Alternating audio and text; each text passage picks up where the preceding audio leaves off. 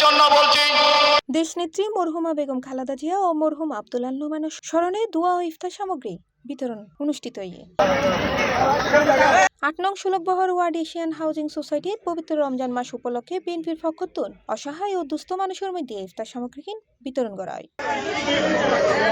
উক্ত অনুষ্ঠানত প্রধান অতিথি হিসেবে তাহনার হতা আছে চট্টগ্রাম 10 আসনের মাননীয় সংসদ সদস্য জনাব সাইদুল নোমান ও অনুষ্ঠানত ভার্চুয়ালি বক্তব্য প্রদান করে।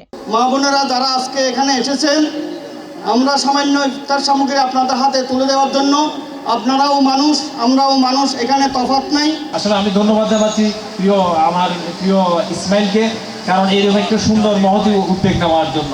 উক্ত অনুষ্ঠানে সভাপতিত্ব করে পাঁচলাইশ থানা বিএনপি সহ সাধারণ সম্পাদক মোহাম্মদ ইসমাইল। এ সময় উপস্থিত আছেন 8 নং সুলভবহর ওয়ার্ডের কাউন্সিলর পদপ্রার্থী গোলাম মনসুর এবং চট্টগ্রাম মহানগর স্বেচ্ছাসেবক দলের সদস্য সচিব ইঞ্জিনিয়ার জমির উদ্দিন নাহিদ ও চট্টগ্রাম মহানগর মহিলা দলের নেত্রী শিরিন জাহান।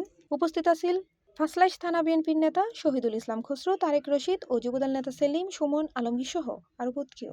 অনুষ্ঠানের আয়োজন করে চট্টগ্রাম মহানগর ছাত্র দলের সাবেক সভাপতি মোহাম্মদ পারভেজ। বিএনপির চেয়ারম্যান জনাব তারেক রহমানের পক্ষ থেকে আপনাদেরকে জানাচ্ছি রক্তিম শুভেচ্ছা ও বিপ্লবী অভিনন্দন। কিন্তু আপনাদেরকে বিএনপি নেতা কর্মীদের একটা দায়িত্ব আছে, আপনাদেরকে একটা উপহার দেওয়া। সেই উপহার স্বরূপ হিসেবে আপনাদেরকে একটা ইফতার ও সেহর সামগ্রী আজকে এখান থেকে দিবে। তার উদ্যোগে এশিয়ান হাউজিং এলাকার মহল্লাবাসীর সহযোগিতায় এই অনুষ্ঠান সম্পন্ন হয়। C plus TV, Chittagong.